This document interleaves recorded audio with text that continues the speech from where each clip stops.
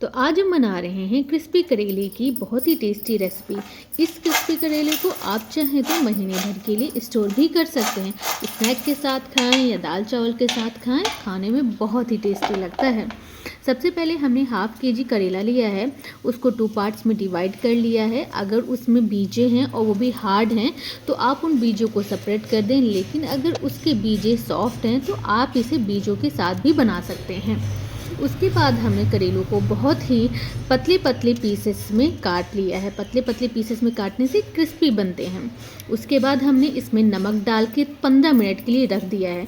नमक डालने के बाद क्या होता है, ये करेले पानी छोड़ते हैं। नमक की वजह से करेले बहुत पानी छोड़ेंगे। इस पानी को हम निचोड़ के बाहर कर देंगे।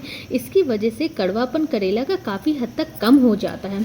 और आप देखेंगे जब नमक डाल के हम इसे रखते हैं ना तो काफ़ी पानी छोड़ते हैं। इसे हमें निचोड़ना पड़ता है, जिसकी वजह से आपको थोड़ा सा ज़्यादा ताकत लगानी पड़ेगी, लेकिन आराम से बहुत ही सॉफ्ट हो जाते हैं करेले नमक में रखने के बाद, जिसकी वजह से इनका जो कड़वापन है वो भी कम हो जाता है और खाने में भी ये टेस्टी लगते हैं। और इस पानी को जो बाद में बचता है हम उसे हटा देते हैं। उसके बाद हमने इसमें 1 कप चावल का आटा डाला है और फिर हाफ कप हमने इसमें सूजी डाली है। मोटी पतली कोई भी सूजी है आप यूज़ कर सकते हैं।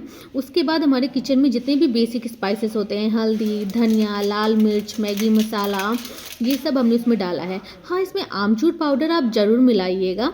और उसके बाद नमक हमने पहले ही डाला था तो हमने इसमें नमक की क्वांटिटी थोड़ी कम रखी है।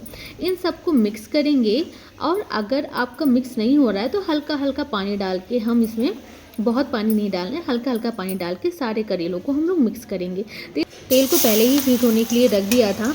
इन करेलों को एक साथ नहीं फ्राई करना है, हम लोग 3 बैच में इसे फ्राई कर रहे हैं थोड़े थोड़े करके। तो हमने पहले ही डाल दिया है। हाई फ्लेम में हम इन्हें फ्राई कर रहे हैं, थोड़ी देर रखेंगे। जैसे ही झाग कम हो जाएगा करेले ऑटोमेटिक ऊपर आ जाएंगे। उसके बाद हमने इन्हें टिश्यू पेपर में निकाल लिया है।